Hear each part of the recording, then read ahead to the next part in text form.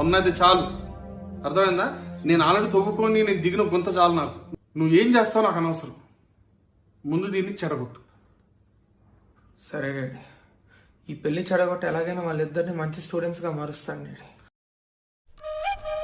Instagram రీల్లాగా వెంటనే మారిపోవు. ఎవడు మారడట్లా. ఏదన్నా కొంచెం తెలివిగా ఆలోచించి ఎవరికి ఇబ్బంది జరగకుండా స్లోగా దాన్ని ఆపు. ఇంతకు ఏమని చెప్తావు? ఆ అమ్మాయికి ఇంకో బాయ్ ఫ్రెండ్ ఉన్నాడని చెప్తాను నాన్న. అలా చెప్తే అంటే ఈ జనరేషన్లో బాయ్ ఫ్రెండ్ ఉంటే డివోర్స్ తీసుకోకుండా హనీమూన్కి వెళ్తున్నారు కదా నాన్న. Very good. భయపడతాడు. ఇప్పుడు అప్పుడే పెళ్లి కూడా చేసుకోడు. చెయ్యి. మంచి ఐడియా, బాగుంది. నా కొడుకు అన్నట్టు చెప్పావు, బాగుంది.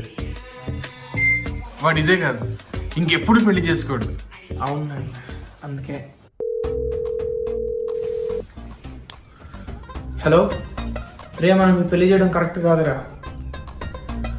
ఆ అమ్మాయికి ఇంకో లవర్ ఉన్నాడు. ఈ విషయం నాకెలా తెలుసు అని నువ్వు అడగచ్చు.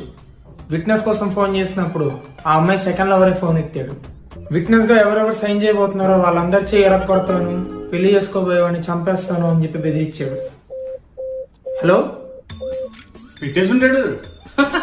పెట్టేసాడు డాడీ. దర్గా చాలా పెళ్లి చేస్తారంట. పెళ్లి దీన్ని బట్టి నీకేమర్థమైంది?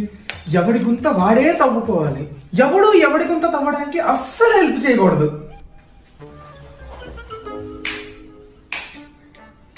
పది ఇల్లు క్లీన్ చేద్దాం. నేను స్నానం చేస్తా కరెక్ట్ గా. ఇల్లు క్లీన్ చేద్దాం అండి. స్నానం